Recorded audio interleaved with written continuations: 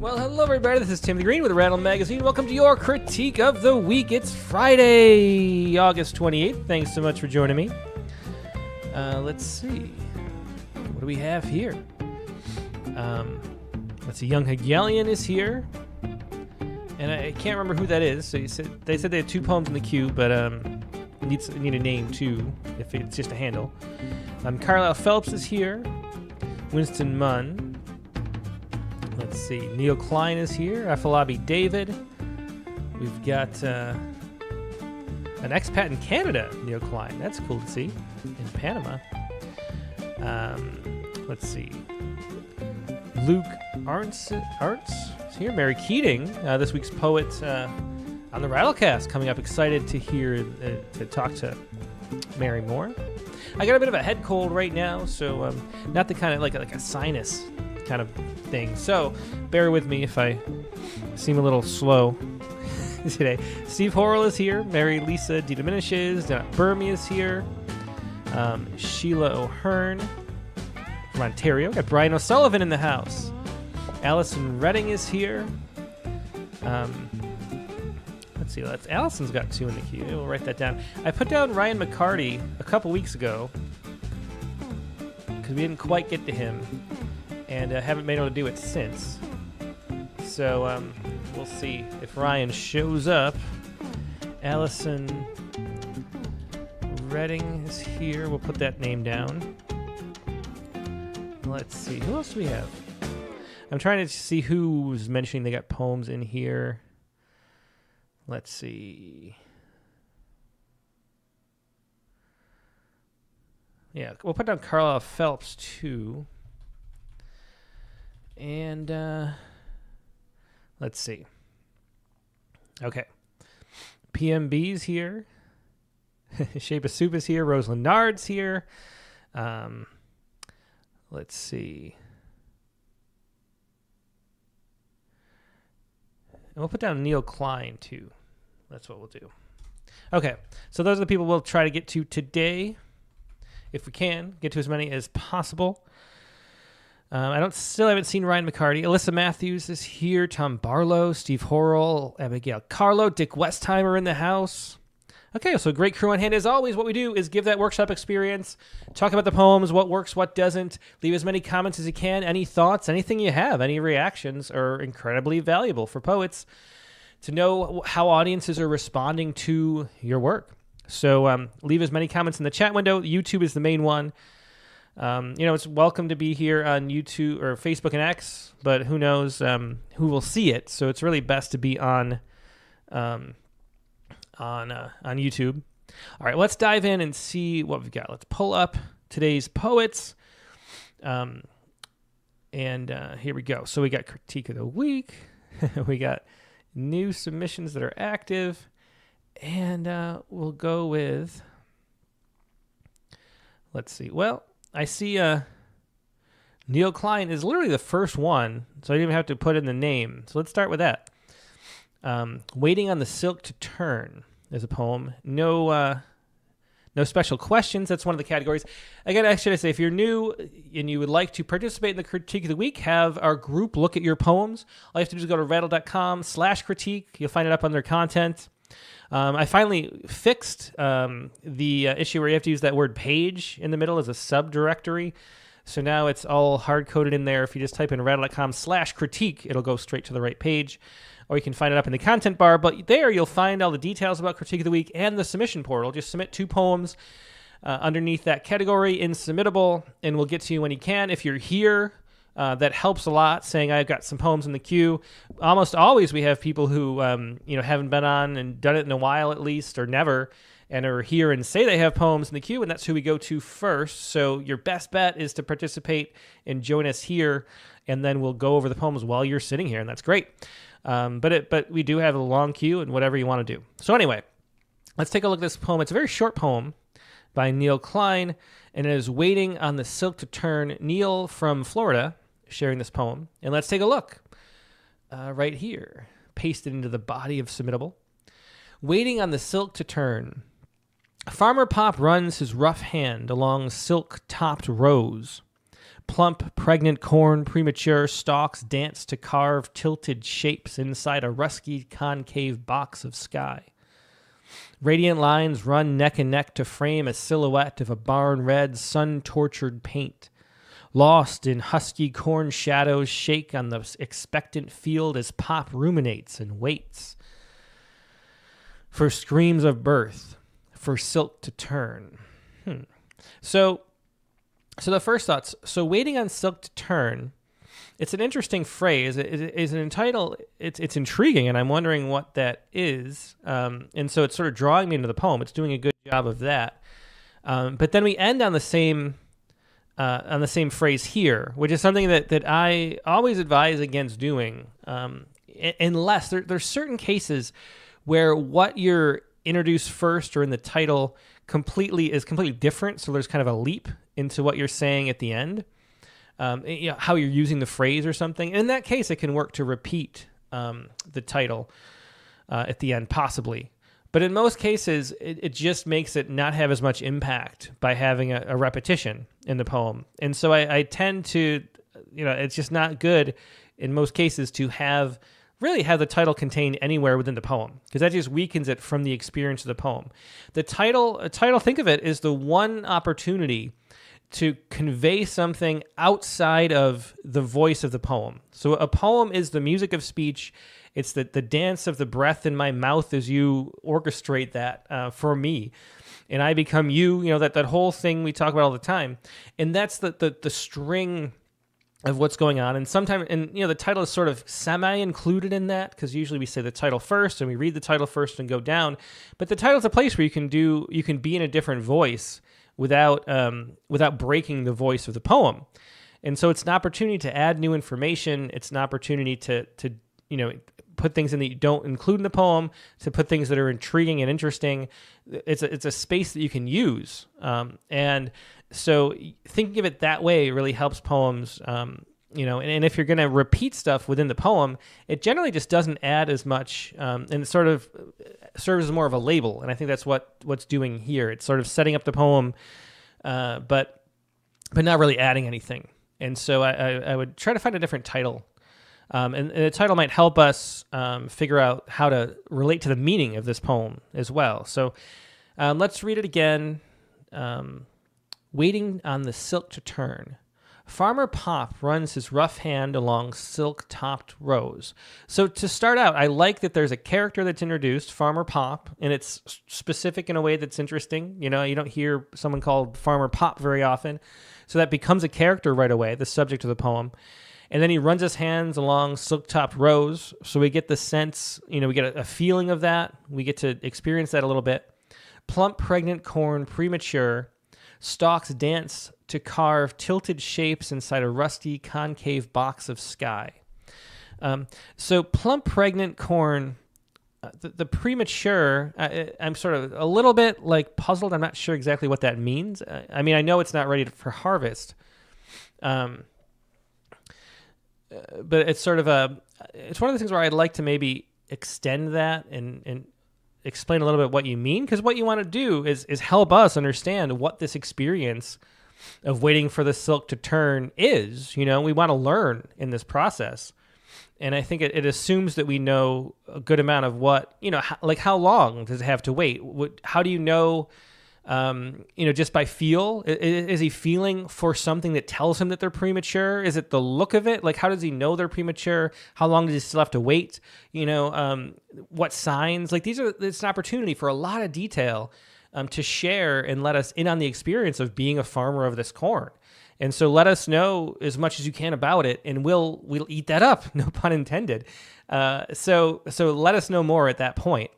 And then instead of doing that, though, we move on and we go, stalks dance to carve tilted shapes inside a rusty concave box of sky. And now this description, the carved tilted shapes inside I have trouble seeing the sky as a rusty concave box. I'm not sure why the sky is that color. And then the tilted shapes is kind of abstract. I think this description could be a little bit better. And then same with radiant lines. Run neck and neck to frame a silhouette of barn red, sun-tortured paint. So suddenly we're looking at the barn too, and really the images are kind of getting sort of jumbled and cluttered a little bit, and we're, I don't know, we're not really like grounded in the sense of like when we're thinking about Farmer Pop, a very specific person running his rough hand over the silk top rose. That's a very specific action. But here we're sort of having sort of somewhat vague descriptions that are sort of jumping all over the place. And I think like find specific details within the experience of the farmer so we can sort of be the farmer and experience that. Lost in husky corn, shadows shake on the expectant field. And so we pull up that, by expectant, we go back to the premature and the pregnant kind of extended metaphor as Pop ruminates. But what's he ruminating on? And waits for screams of birth. And I don't know what a scream of birth, what does that mean? I want to know what this experience is like. And having that kind of description, I still don't even know what the silk, I know it's, being born and going from being premature and this pregnant husk, I guess, to actually being birth. But what does that look like? What does that feel like? How do you know when it happens? What is the scream of birth? I imagine it doesn't actually scream. I assume it doesn't. Popcorn kind of screams as the steam expands the kernel but, and so if it's a surreal thing, if it's a surreal scream, then lean into that. But I don't think it is.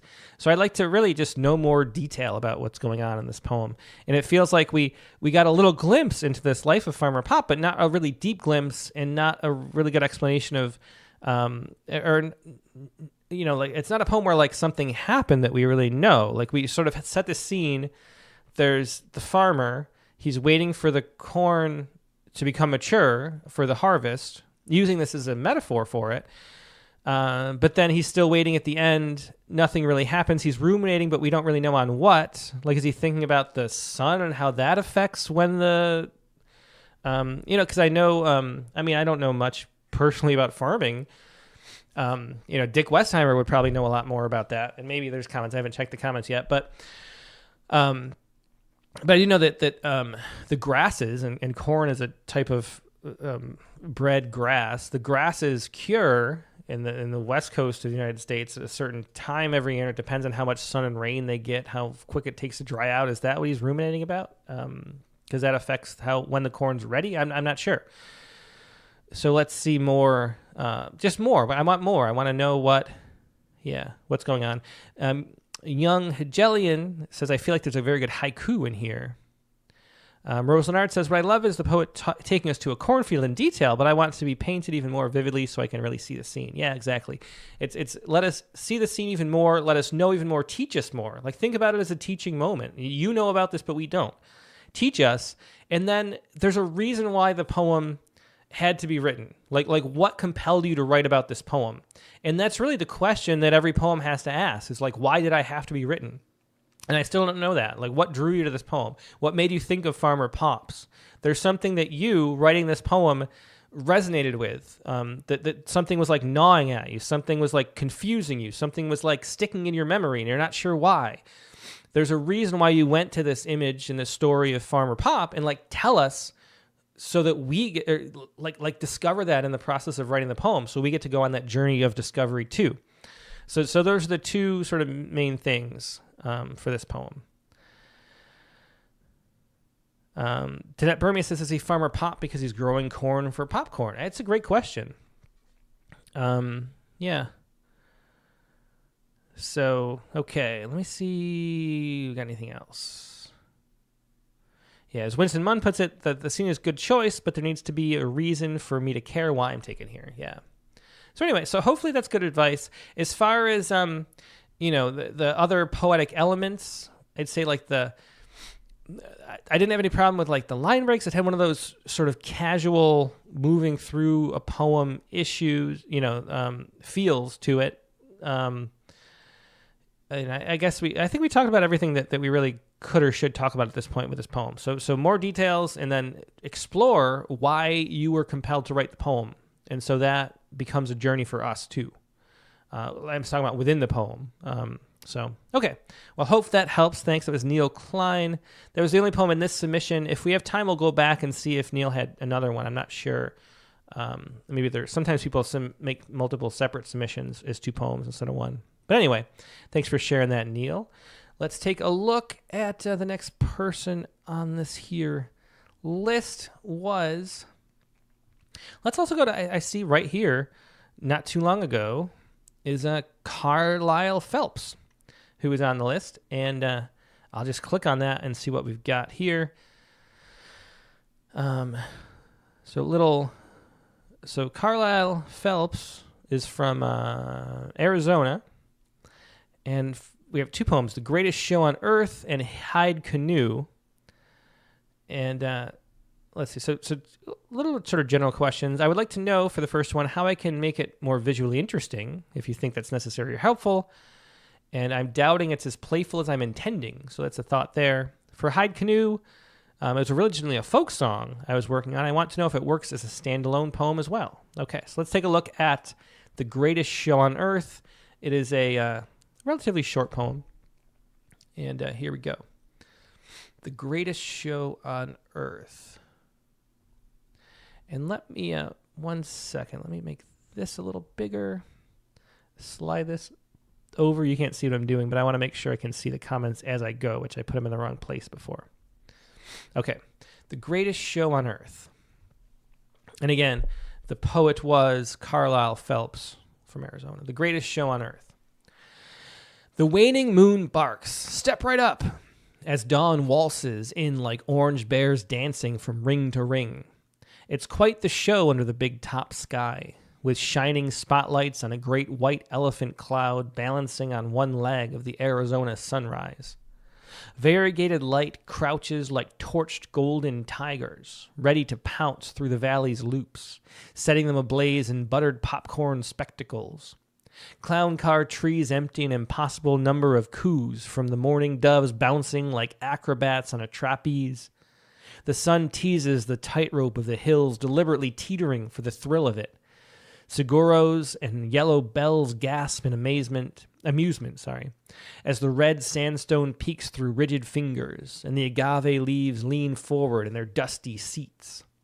Fishhook barrels like churro stanchions guide the ant and beetle ushers out into the wakeful world of toe lookers. A cactus wren ringmaster churs the exit line. Thanks for coming. Join us again tomorrow for another Arizona sunrise. Yeah, so Jerry says, first stanza, nice 3 final lines.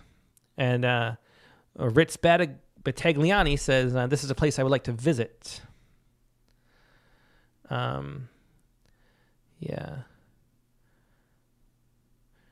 Doug Van Hooser says, Greatest Show on Earth, a reference to the circus. Ringling Brothers, says Danette Burmia. Yeah, let's see. Joanna Pendleton says, I like these images of dawn. It's quite a show. Abigail Cargo says, maybe limit numbers of syllables for long lines. Lots of beautiful words sometimes get lost when read aloud or read to self. Yeah. PNB says some really beautiful language. Neil Such says, this feels like walking in the desert dreaming. But Jenny Middleton says that I think the metaphor needs another layer. And that's kind of the thing that I was looking for. Because I think it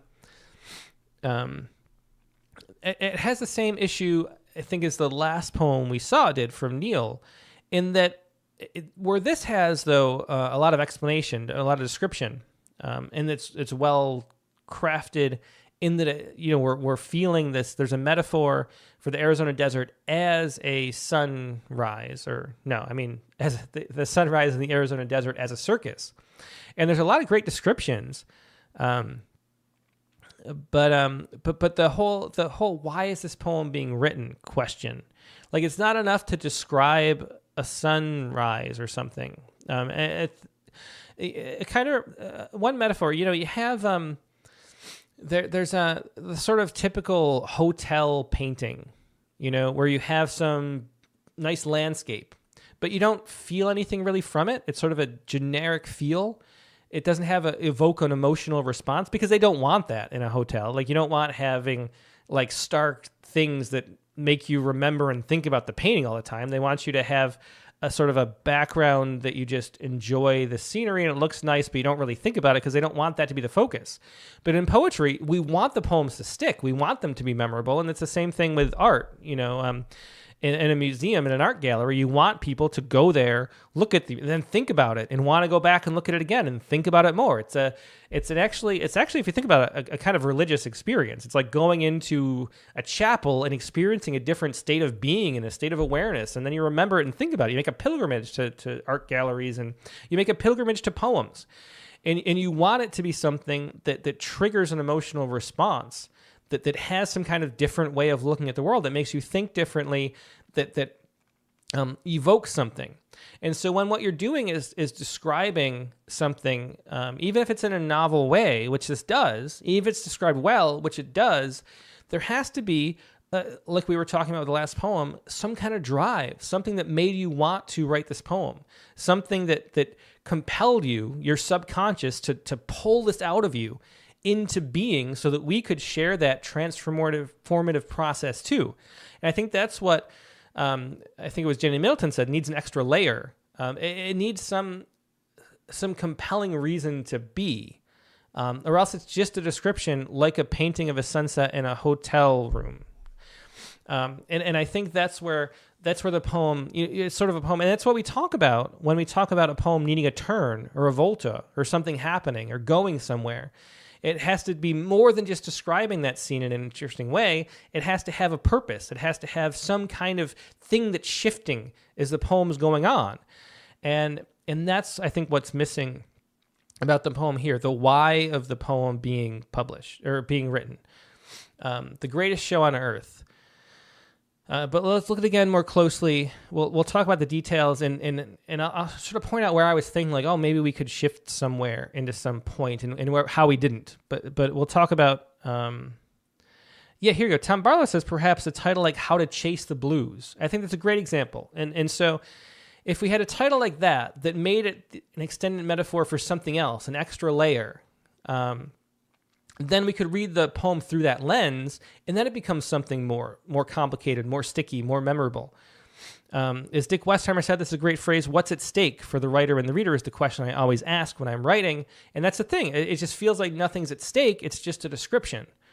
So the title, and I like Tom Barlow's suggestion of, the title having nothing to do with the desert or the circus or the metaphor you're using here, but the deeper reason you're driven to do this. So then the whole poem can become an extended metaphor, and then we get that sense of transformation. So I think Tom said that something like chasing the blues away, or maybe it's like misunderstanding, some kind of thing that we get a leap from the title helps a poem that stays in one place actually have a sense of movement and feel like and actually do something.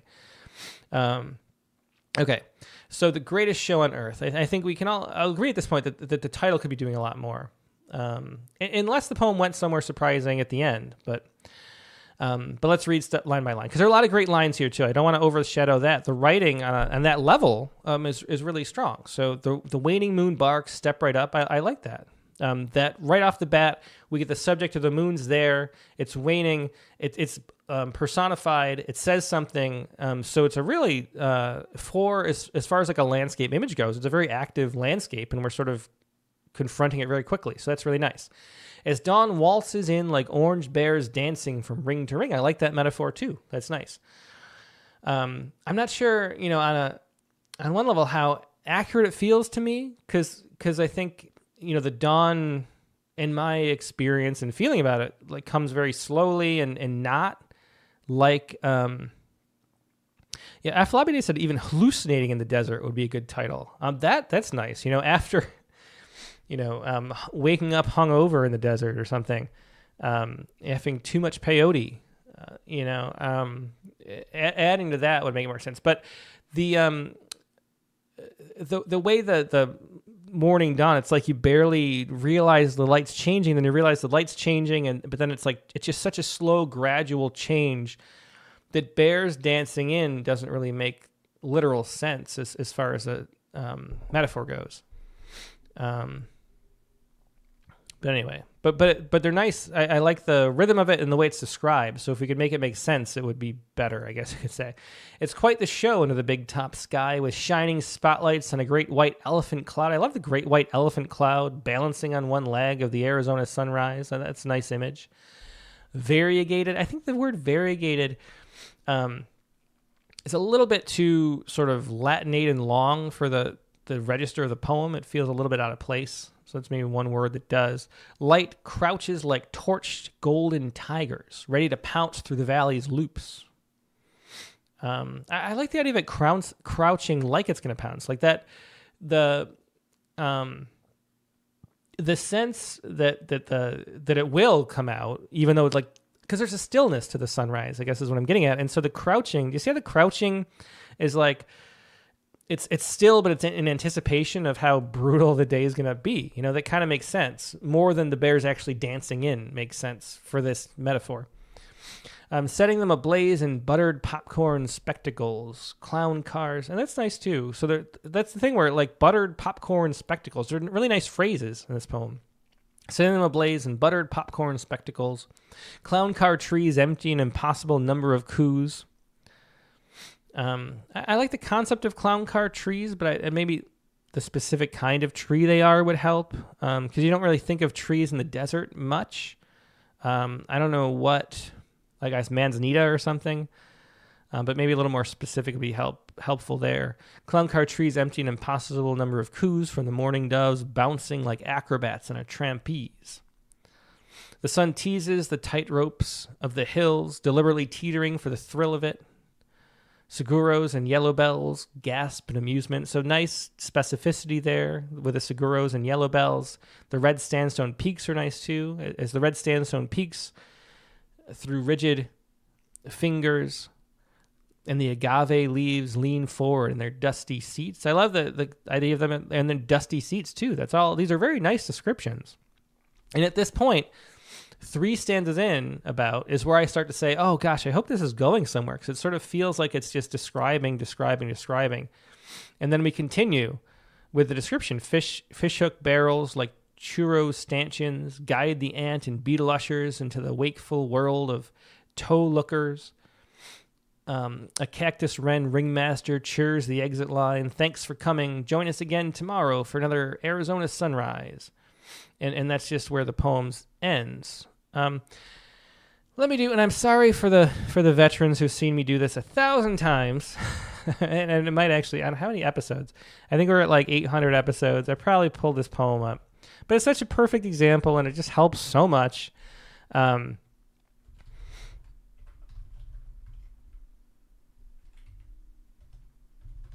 Here we go.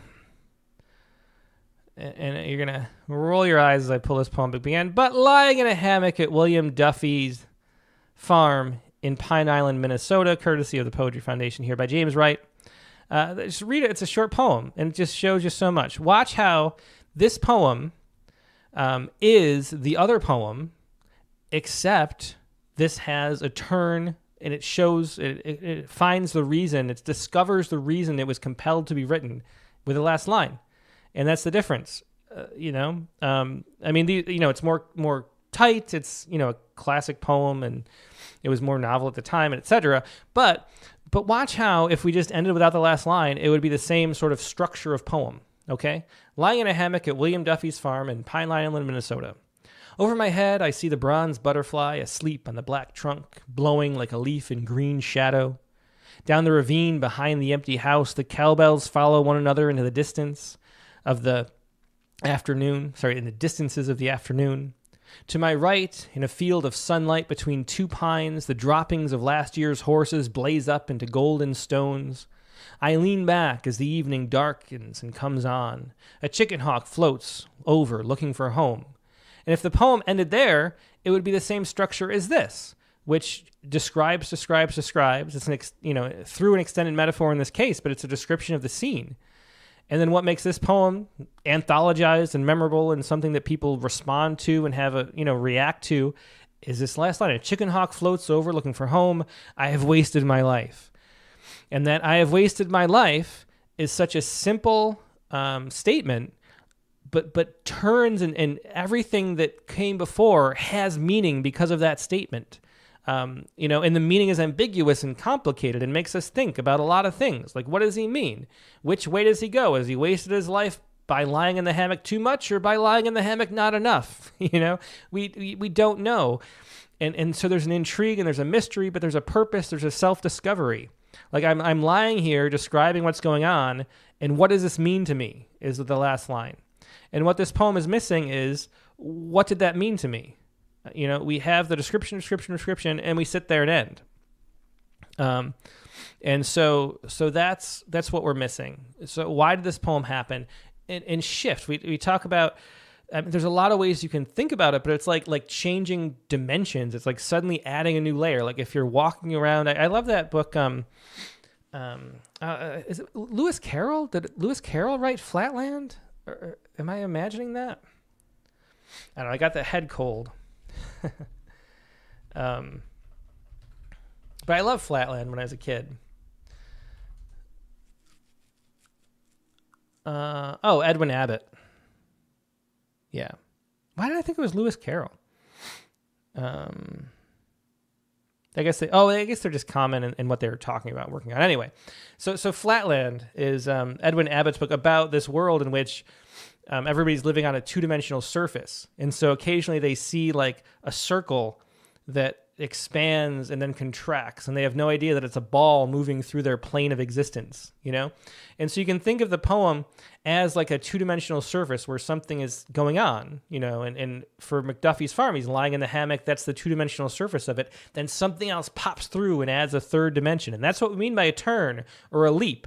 Sometimes we talk about a door that you walk through, a gate to open, a corner to turn, a different room of the house to enter. There's so many ways you can talk about in a metaphor for what you're doing in a poem or short story, because it's a narrative thing that has to happen for something to have meaning. Something has to happen. You have to go somewhere. You have to do something.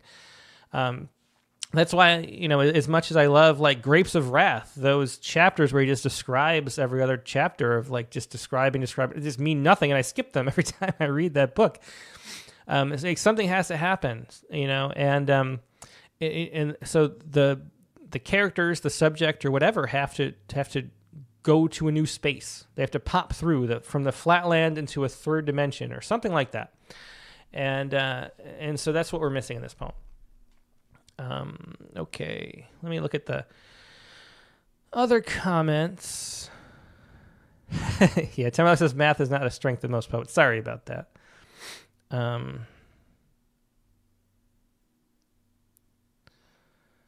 Yeah. Allison Redding says the overarching circus metaphor might be the idea to follow here. Circus implies a performance aspect. Oops, sorry, it jumped up. Circus.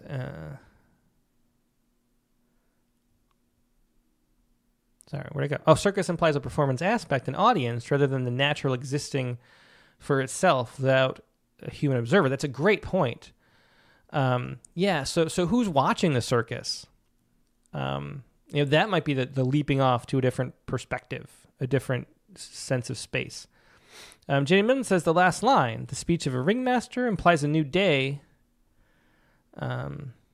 is a show that will go on, but it will. There are so many climate problems, so many people who don't have one day like another too. It's interesting. You could go in that direction too. Yeah. Rose Leonard says, what if this was written in the first person? I see, watch, I hear. Yeah, okay. And Merritt Bade says, maybe not the show itself, but the circus as it's packing away or setting up. Yeah. Yeah, who is nature performing for? That's just a great question.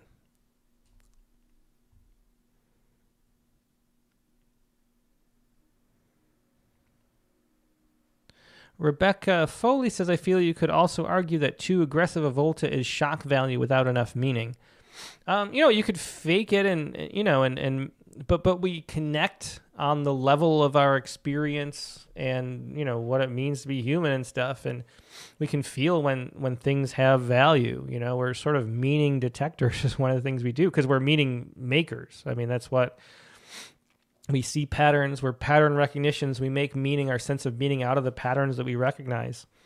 And, we recognize when stuff has value. It's a very ingrained, deep sense. Yeah. So, I don't know. I mean, I think the risk of going too far is a much smaller risk than not going anywhere at all. I'll put it that way. Okay, let's move on to the next poem so we can have time for the third poet as well. And the next poem is this one that was you remember it was a ballad to start with. Hang on one second. I have to refresh Submittable. The second poem was Hide Canoe. That's right. And this was like a folk ballad. So it's interesting. Does it work as a poem on its own? Well, let's see. And again, we're looking at the second poem of two from Carlisle Phelps. Hide Canoe. Yeah. Young Hegelian says, I'd rather be disoriented than bored. Yeah, I mean, exactly. And the feeling of being disoriented, of it being a leap too far, once you've established some kind of grounding, is generally great. Like if you have a sense of where where you are in the poem and what's happening, and then you leap to somewhere surprising, that's mostly a pleasant experience, I'd say. So like never worry about leaping too far as much as not leaping at all. It is just general advice. Yeah. Another thing too. So Elizabeth Brown says, to me, it's hard philosophically to imagine nature as performing for us. And that's an interesting point. I'm still talking about the last poem.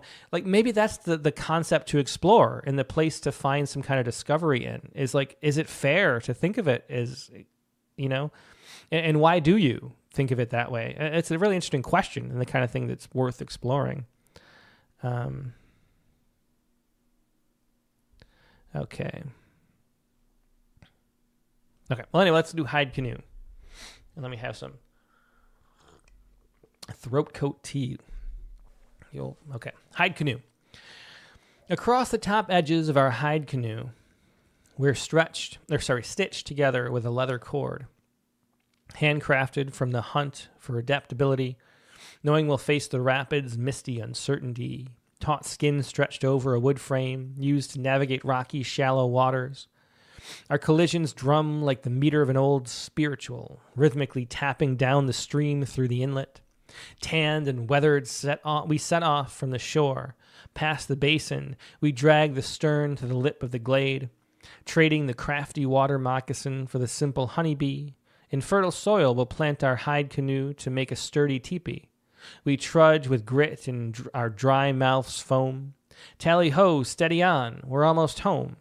My ribs a xylophone, my heart a timpani.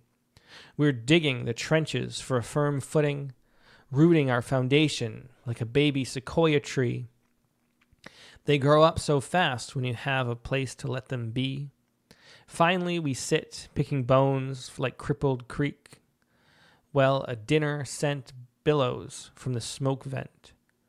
Across the top edges of our hide teepee, stitched together far from the frenzied sea, with all the same tried and true pieces, we've gone from floating by to steady flourishing. Is that it? Yeah.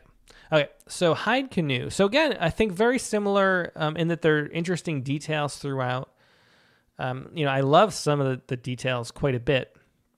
I wonder, and I wonder how much, like we have some rhyme, like some end rhyme, but a lot doesn't have end rhyme. So I'm kind of wondering about that, just calling it a ballad. Tom Barlow says, I'm not a fan of titling poem with words that are included in the first line, and I agree with that. Nancy Sabanek says, some of the language, handcrafted, tally-ho, xylophone, timpani, have no place in a poem about native peoples. And yeah, that's a little interesting too. There's something that's sort of an inconsistency about the references that I think Nancy's pointing out. Winston Munn says, I don't know what a hide canoe is and don't feel the interior of the poem is where to explain what it is. Better to use the title, I think. Yeah, I agree. I'm a little lost about who the we is, too. Maribade Carr says, I felt there was a strong opening and then a weakening. Yeah. And Mary Lisa says, this feels like an ekphrastic poem. That's interesting. And Rose Leonard says, I'm puzzled by the we are stitched together. And I am too. That's what I mean by I'm not sure who we are. Like, who is the we that's stitched together? Olivia de Zavala says, the last line doesn't hit for me. Oops, it jumped. The last line doesn't hit for me, but I love the circular movement. Yeah, and Neil Zutch says, strong images and the flow felt nice. And spiritual seems the wrong culture, says Listen. There's lots of comments in this poem.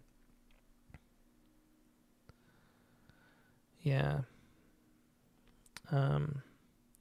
Yeah, and Abigail Cargo says, but yes, not sure who is riding the canoe or why. And that's the thing. So let's read it, talk about it in a little more detail. Hyde canoe. And again, I'd like to a little bit know more about, and also Hyde, there's almost a, because Hyde is, to be, not let people find you, that kind of hide, like hide the canoe, is sort of an interpretation of that for a second. There's almost like a pun that's asking to be played with there. Almost like a haiku-like cut. So maybe something can be done with that. But hide canoe, across the top edges of our hide canoe. So who is the we? We are stitched together with a leather cord. And that's just such are we personifying across the top edges of our hide canoe? We are stitched together with a leather cord, handcrafted from the hunt for adaptability, knowing we'll face the rapids' misty uncertainty. So I think it reads almost like it's personifying the canoe or a part of the canoe in some way, because the canoes are stitched together, I think, with a leather cord, and not us directly, but we're stitched together so that we won't come apart when we get to the rapids, which is an interesting concept. I think it's just a little unclear the way it's told.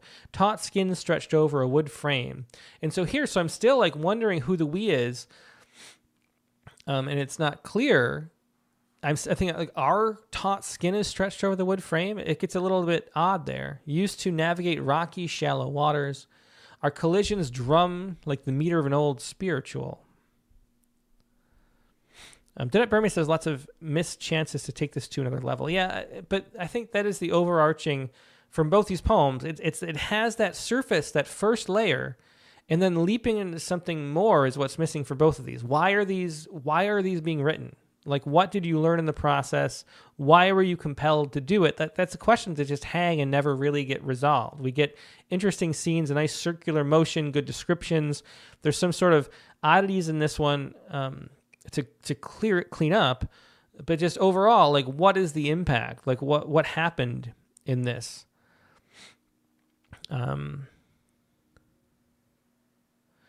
Neil Such says almost have an entire poem worth of stuff in stanza 1 if redone. Yeah, I think that first stanza is the closest to, it being stitched together because of the rapids can really clearly be some kind of metaphor for what we do in life. I think that's really interesting.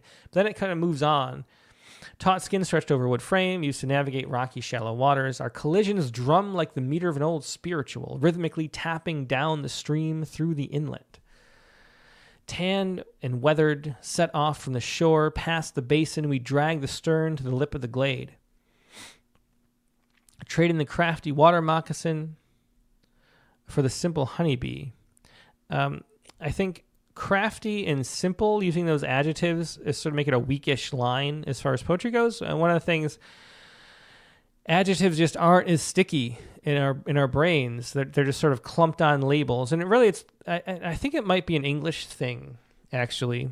I think about this more just because of the order of operations. We have all these rules about where we put things, but because adjectives precede nouns in English, I think that's maybe the reason why adjectives are so weak in English poetry or just the English language, is because as you come across an adjective, you don't know what to attach it to yet. So crafty stays abstract until you realize you're supposed to attach it to a water moccasin. So there's this way that adjectives, because we say them in that order, just don't have as much strength as, if we were naturally saying water moccasin crafty, or we would say water moccasin's craftiness, and then that sort of sticks a little more, So I think maybe that's why adjectives are weak, but adjectives are just pretty weak. And having sort of generic adjectives, crafty and simple, it makes the line feel pretty weak. We want stronger stuff there. I'm also not sure what it means to be trading one for the other. Who's trading what and where and how? I don't really quite get that. In fertile soil, we'll plant our hide canoe to make a sturdy teepee. DC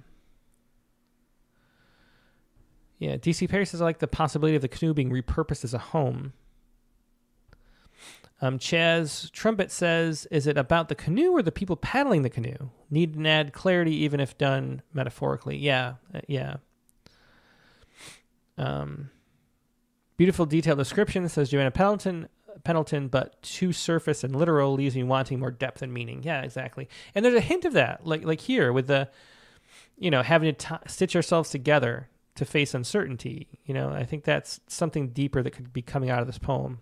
But we leave it there.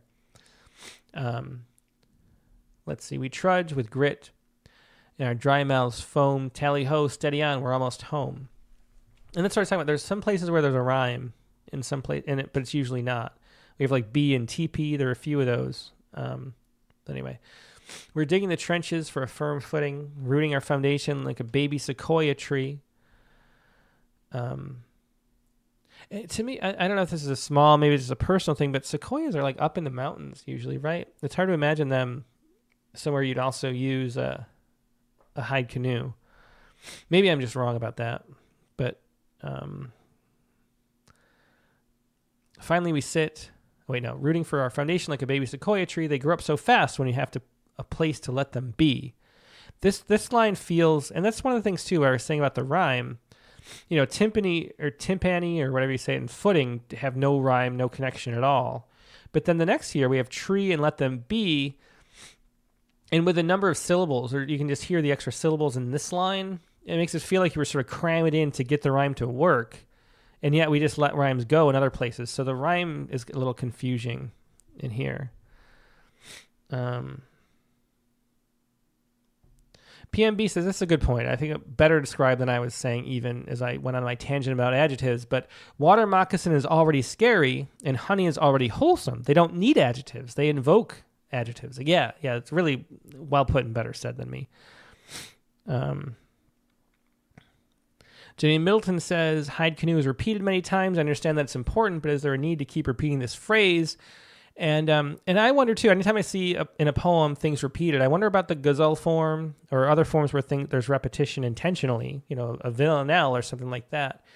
It sort of is asking to be in a more structured form like that.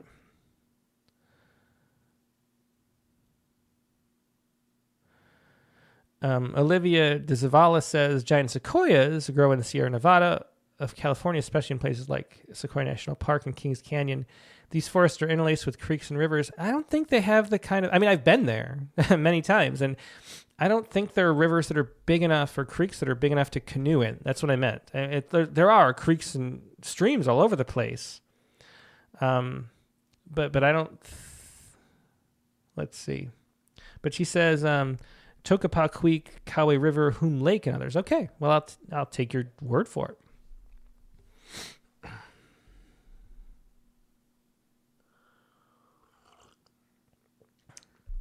Okay. Anyway, I think we've talked about this a good amount. So those are the things. So dig into where the poem has meaning and what's driving it to be written. Let's take a look and we'll see what else we have. That was Carlisle Phelps with 2 poems from Arizona. And let's take a look at another. As long as it's short, if they're long, maybe we'll only be able to do one. Well, we'll see what we have time for, what we can do. Who was the other? Oh, Allison Redding. Let's see. We'll see how long these are. And if not, maybe we'll go to Luke. Oops. Is that not here? Yeah, there we go. Okay. Let's see how long these are. There's one poem here. Okay, they're just one pagers. We'll take a look at them. Let's see if there's any general questions. Technically I only have 8 minutes, but we'll We always go a little bit longer, is the truth. I'm curious about when a poet should include an after line, indicating they've been inspired by or borrowed language from another artist. I think always, if you're using someone else's work, you definitely want to note it.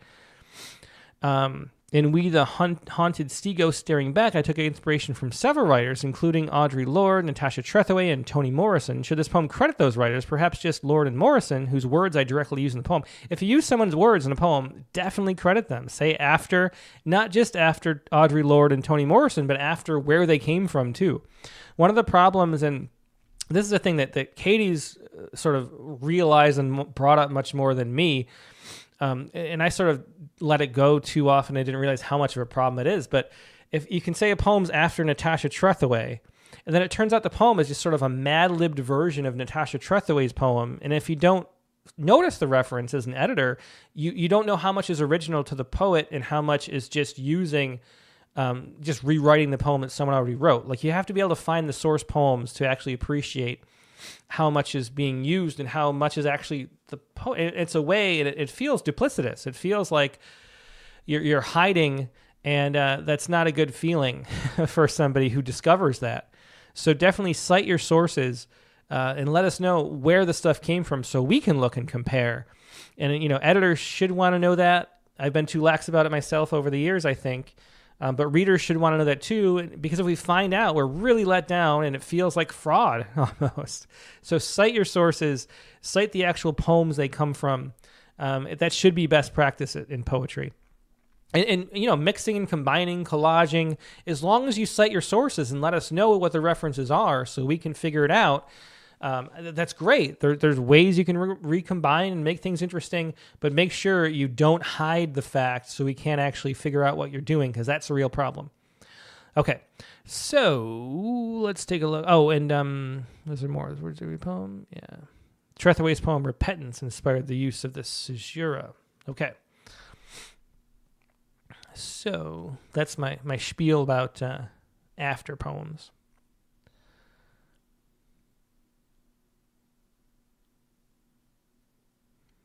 Yeah. Okay. Oh, and Chelsea McClellan points out, yes, and it's so helpful to us, those of us who never are newer to poetry. It drives me nuts. If I have to go and hunt for it, I usually just won't read the poem at all. And I think what most people do is read the poem and just assume it's not closely linked and then never know that it was actually stealing the best lines from someone else or something, So we got to be upfront about this. Alex Virginia says, what about an ekphrastic poem? How do you reference the artwork?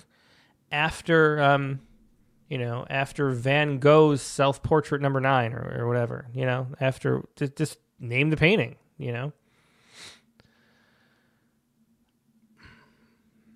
Maribade Carr says this makes sense, but always been told, at least in Acento, just to use their names and not the poems. Acento is a little different because you're quoting, so usually in Acento, for those you don't know, is you're taking a line from different poems by different poets and combining them together in a collage where none of the words are yours, but they're combined together. So you know that every line is attributed to some poet. You know the structure of that poem, and you know which line's which, and you can Google and find that, and it's sort of embedded in the poem. It's nice to know those details, but the whole point is going a different direction. You really couldn't write the same poem because it's just one line for one poet, Anyway, let's read these poems. We're running out of time. We the haunted see ghosts staring back. We, the haunted, see ghosts staring back. In every mirror, every dark surface of pond, black TV screen switched off, jump scare, we watched horror, too young, no stomach for it now. You weren't there to hold us, tuck us in, tell us stories with happy endings. You left before we knew. We looked like you. We needed you. We the haunted are readers, hungry, clamoring for the end, but the book snapped shut before resolution was switched, and we'd known her so well, like the protagonist so flawed like ourselves. Who was her father? We were about to find photos, all 5 of them, all we have.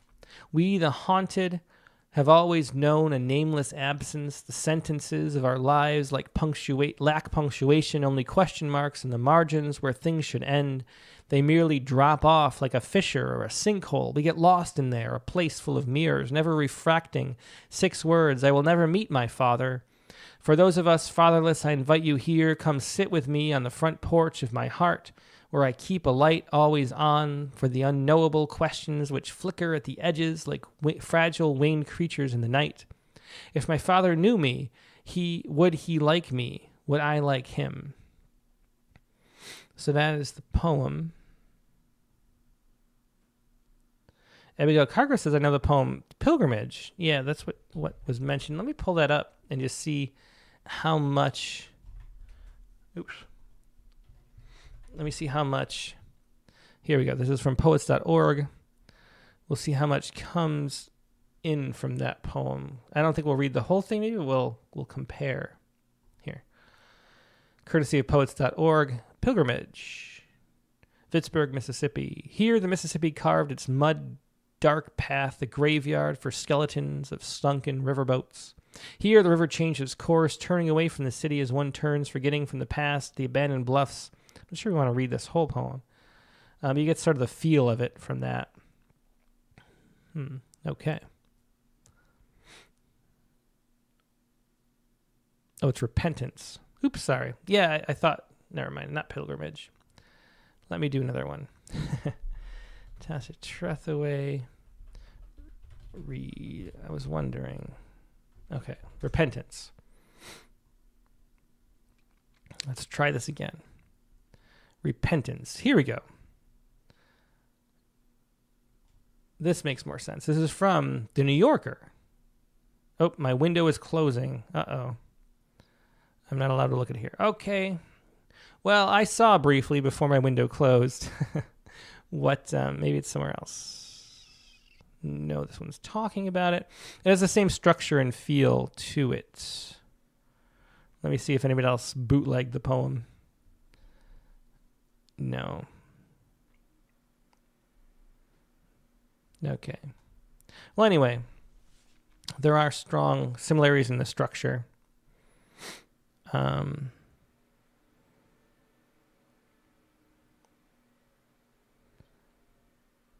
Allison Redding says, to be clear, I didn't use any of her language, only use of her Sashira. Okay, well, that's good to know. The one thing, I don't know, I wanted to see how the poem was structured. Maybe if I, look, because does she have periods? I wanted to see. And I'm really quickly before they close me out, I could see, it doesn't look like she has periods, but she capitalizes some words that are like the start of sentences. I was going to suggest...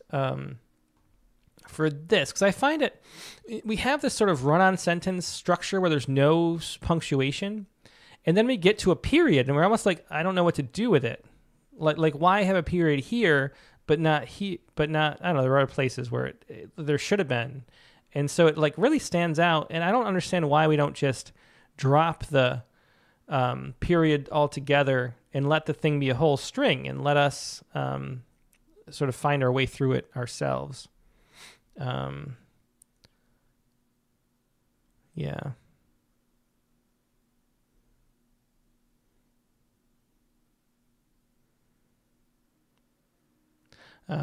Rachel Grieve says, there's a lot in here that I like. The end seemed like a little bit less substantial than it felt like it was leading up to.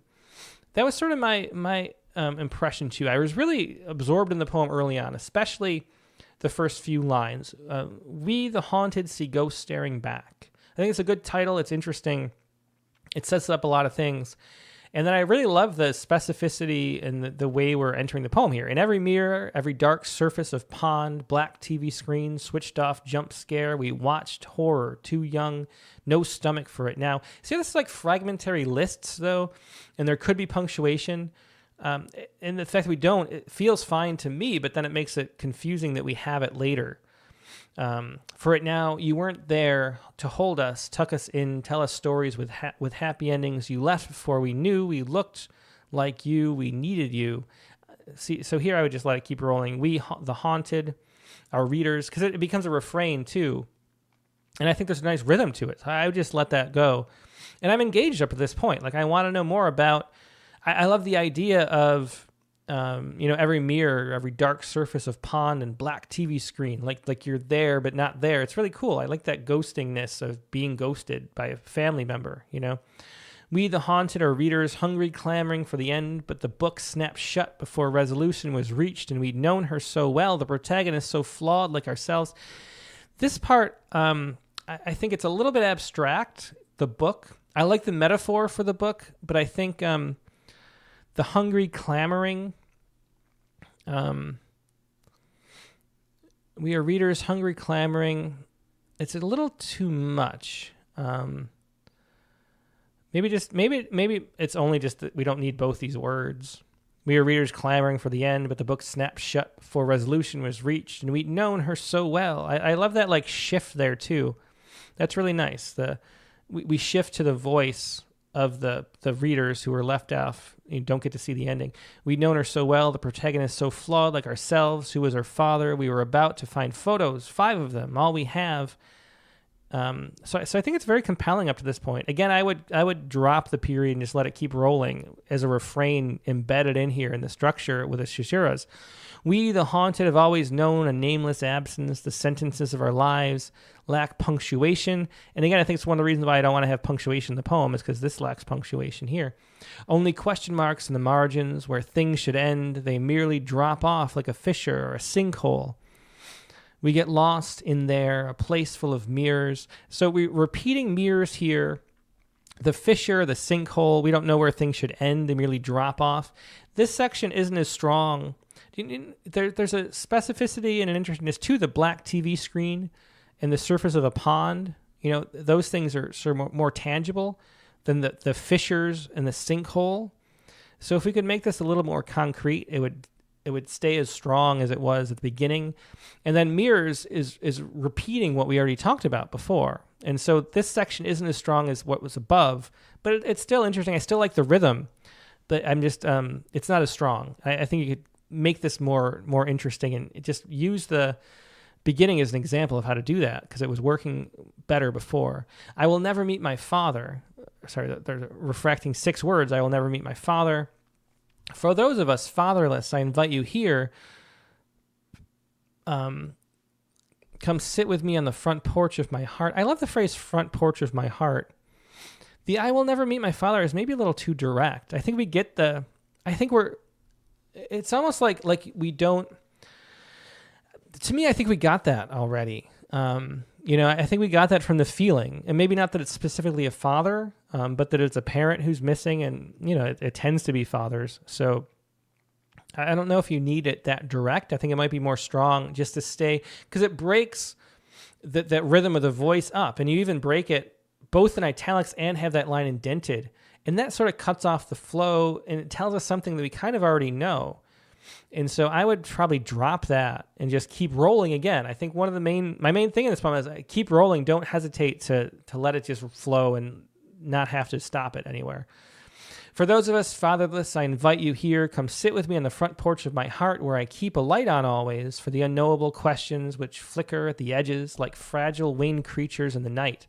That's very nice. We have the front porch, then we extend it to the light on, and then the fragile winged creatures in the night. That's very nice. If my father knew me, would he like me? Would I like him? And here, I think somebody said it didn't feel like the ending lived up to the rest of the poem. And I agree. I think there's a ton of momentum going on. There's a real rhythmic intensity to it. There's real emotional sort of yearning and drama to it. And then it ends sort of with a sort of less emotional summary.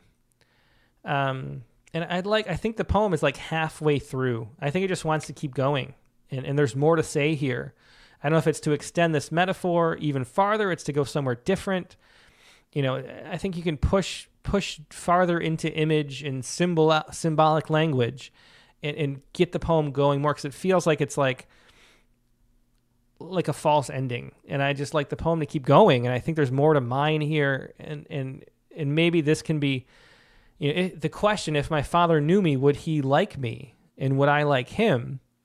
I think maybe that can be told in more symbolic language and more, more of the voice that you had before. Like it feels like cut short, So I think this poem is just not finished, but it's a great start to a poem. Let me see. Colin Sandberg says, what if we ended with creatures in the night? And I thought about that too as I got to that line. It's such a good line. I mean, what if we just read it like that? And maybe would it work? I don't want to read the whole thing through because we're up on time. But I don't know. I think it wants to go farther. I do. But it's one thing. You could play with it, shortening it and ending it there and seeing how that works. But I think it wants to go farther. Okay. Let's take a look at the other poem. And again, I have to, if you sit too long, Submittable makes you have to pause and refresh.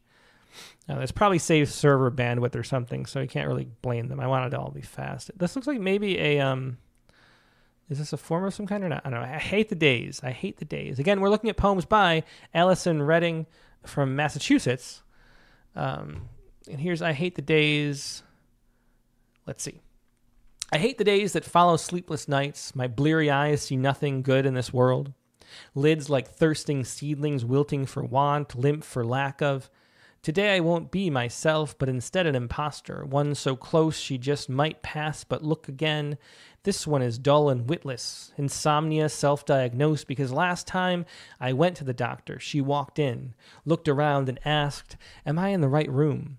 Sleeping pills. No, don't trust myself around an easy off-ramp. Too tempting on the days I live in fog, the days in which oncoming traffic beckons. I took a life expectancy test. 102 years. Sounds right unless no mention of the elephant which looms on one side of my faulty genetics. Matrilineal line, strong nonagenarians despite the cigarettes. Nonagenarians? Oh, nonagenarians. That's right. Sorry. Patrilineal line. However, I take demography class, general ed, learn about deaths of despair. Now I know what to call it, my grim inheritance. I am the greatest threat to myself. I while away the day wallowing thoughtless and immobile until I am prodded by a wet snout, pleading eyes. I cannot deny a wiggling tail. Outdoors we walk, and it feels good to be upright and breathing. The air above the canal is light with rain, thick with swallows, barn and tree and swifts too, and chimney. I watch, wondering if it's true that aerospace engineers study their flights to perfect the design of fighter jets. We are always trying to be as good as the animals. They fly, and it is chaos, it is poetry. Oh, world, I cannot stay mad at you. You are too beautiful. We are always trying and failing, but still, we are always trying. Yeah, so this is interesting. There's a lot of great stuff. There are a lot of nice leaps and swirls and a great rhythm. I think both these poems have really great senses of musical rhythm. There's sort of an urgency to the cadence of both the poems that make it really compelling as you read. And then we have this lead-in sentence. I hate the days that follow sleepless nights. Yeah, let me read because I'm not sure. Sort of a general. There's some sort of line edits to some places that weren't as strong as others, but generally I like the poem. Let's see. Sheila O'Hearn says I like the experimentation.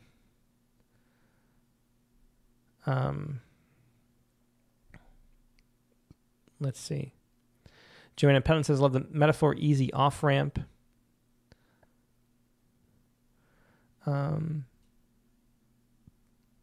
Let's see. Shaver Soup says, again, could be cut down a bit. That's my general thing. I think there's a little bit that I would trim out. But generally, I like it. Abigail Cargo says, this is a great idea for a poem. I felt that on sleepless nights. I think it could use a little trimming. Again, maybe find a 3-act structure of progression as you introduce new thoughts. Dry Montito says, this poem has a good, energetic balance between line rhythm and enjambment. Yeah, Winston Munn says, these are good, not much to criticize. Yeah, I mean, I think the first poem wasn't complete, but a lot of great poetic craft going on. Yeah, Jay Minton says, I like this poem, I need to read it again. I think we do have to read it again. And we'll talk about a little bit, because that's really it. Rose Leonard says, feels a little bit long for the couplet form. Yeah, everyone's just saying a little trimming. So we should that's really all it needs, like some pruning around the edges. So we'll read it one more time, point that out, and then I got to run. So, hate the days. that follow sleepless nights. My bleary eyes see nothing good in this world. Lids like thirsting seedlings, wilting for want, limp for lack of. I love that, wilting for want. There's just a lot of great phrases, a lot of great music. Today I won't be myself, but instead an imposter. One so close she just might pass, but look again. This one is dull and witless. There's sort of a freedom. There's sort of leaps of imagination that move from sentence to sentence that work really well. I mean, a lot of times we see leaps from like scene to scene or image to image, but this leaps, from sentence to sentence, and I think it works. There's sort of a string of consciousness behind it that makes sense, but also this sort of, it moves, I guess, maybe like a butterfly, where it's like woo woo, like swooping all around. Insomnia self-diagnosed because last time I went to the doctor, she walked in, looked around, and asked, am I in the right room? Sleeping pills. No, I don't trust myself around an easy off-ramp. So this part I didn't quite understand. Insomnia self-diagnosed because last time I went to the doctor, she walked in, looked around, and asked, am I in the right room? I just didn't understand that, actually. Maybe other people do. I don't understand how that connects, how that's self-diagnosed because the doctor, it's just, you're saying the doctor, I don't know. It feels like this could be, like this part could be cut maybe. But the sleeping pills, no, I don't trust myself around an easy off-ramp. Too tempting on the days I live in fog, the days in which oncoming traffic beckons. There's a lot of emotion sort of hidden in the breeziness of that line. I took a life expectancy test. 102 years sounds right. This sounds right. I mean, there's a lot of optimism in sounding right. That's a long time, 102 years. Unless no mention of the elephant which looms on one side of my faulty genetics. And here's where I think this section, it got a little clunky and bogged down. The one side of my faulty genetics, I'm not sure exactly what you mean by that, like a tendency toward insomnia on the matrilineal line? Matrilineal line. No. I guess it's the matrilineal line is good. Strong nonagenarians despite the cigarettes. And that is the people who live to be 90 or older, nonagenarians. Patrilineal line, however, I take a demography class, Gen Ed, learn about deaths of despair. I have trouble connecting this, and with nonagenarians, demography class, but also Gen Ed, the shorthand, it feels a little bit like choppy, and inconsistent in this little section. Now I know what to call it, my grim inheritance, and I'm not sure what to call it either. I just feel like this is leaping a little bit too far for me. What deaths of this? That depression is in the genetic line. Jerry says, who's a poet from Florida who writes braided poems? That's David Kirby. So look up David Kirby. Great example. We have on the Poetry Space, that's Katie Dozier's show, her podcast that I co-host. There's a great episode on braided poems, is what he calls it, with David Kirby. He was also a guest on the Rattlecast. You can look up the Rattlecast with him. But he likes to take sort of three topics and weave them together, moving from back and forth, almost like a braid weaves three like locks of hair, and that's what he calls it. And I think you would like David Kirby if you don't come up, or if you haven't read him before. Yeah.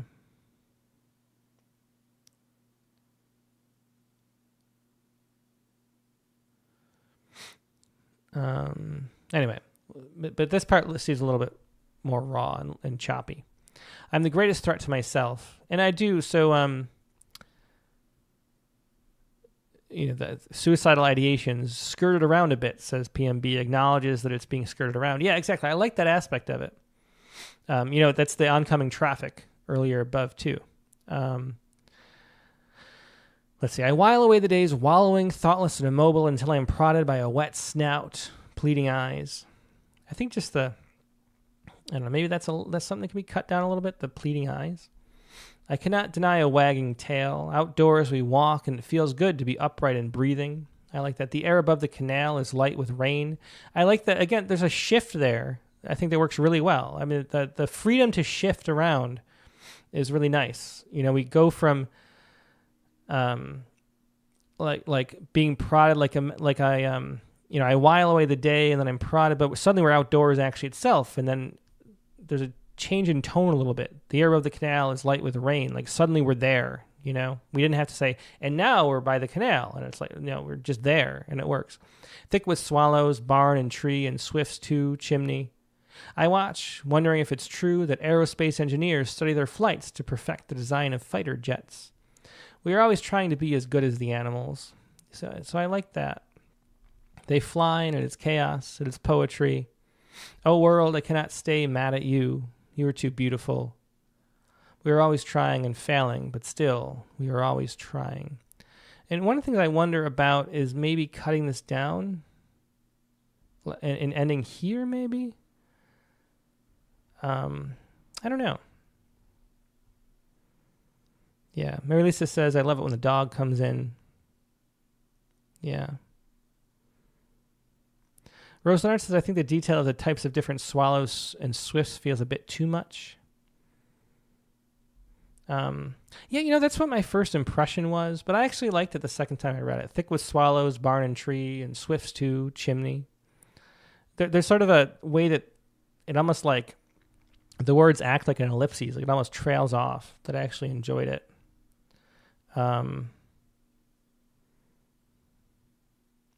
DC Pear says, I'm wondering who this poem is spoken to. Yeah. I don't know. I like the poem.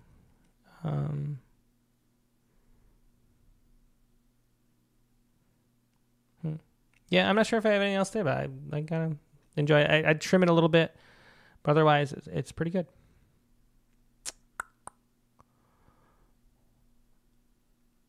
Let me double check to make sure there weren't any specific questions, because it was only about the first poem that had questions. I think just maybe if you can make it a few, maybe like 2 stanzas shorter, it would have a little bit more impact. But otherwise, I think this one's good to go. All right. So that's going to wrap up the critique of the week for this week. Thanks, everybody, for joining us and participating. It's always so much fun. One of my favorite parts of the week. Another favorite part of the week, though, is the Poetry Space, which just came out. That's, again, Katie Dozier's podcast. It's independent of Rattle, but we do it together, so might as well mention it. And there's a really interesting episode that just released today. It releases every Friday with Alan Cordell, the man behind Poetry.com. Back in the day, 20 years ago, all the corruption in poetry contests was exposed by this anonymous website for a while, and then the anonymity was exposed, and it was a big literary scandal. That's why we have what's known as the Jory Graham rule. But a really interesting look back at that, talking to Alan about his experience doing that, why he did it, what he regrets. It was a really cool episode. I've been wanting to do that for a while, and ever since I realized that we could. Just getting to know the behind-the-scenes look at that story, which is such an interesting part of really contemporary literary history, I guess you could say. So that's the Poetry Space that just released. Find it anywhere you find your podcasts, audio only, so like Spotify, iTunes, stuff like that. Now, as I mentioned, too, coming up, the guest on the Rattlecast this week is going to be Mary Keating, our very own. She was here earlier. Haven't seen her in a bit this morning, but she participates in so much of what we do, and she has a wonderful book, Recalibrating Gravity, a memoir in verse. Really inspiring. Hear her story as well on Rattlecast number 356. The prompt for this week was to write a poem and then condense it, but I have to, once again, look up the actual wording that Katie used. It is, I think, because I can't remember, it is write a poem that's a page or longer, and then edit it down to a maximum of 14 lines. Include both versions of your poem in the submission, with a shorter poem first, just to make sure you actually did it. That is your prompt for this week, to sort of radically condense a poem from more than one page down to only 14 lines. We'll see how that goes and enjoy it, and then we'll talk to Mary Keating and learn more about her life and her book, Recalibrating Gravity. Really looking forward to that. Hope you have a great weekend in the meantime, and we'll talk to you later. Goodbye.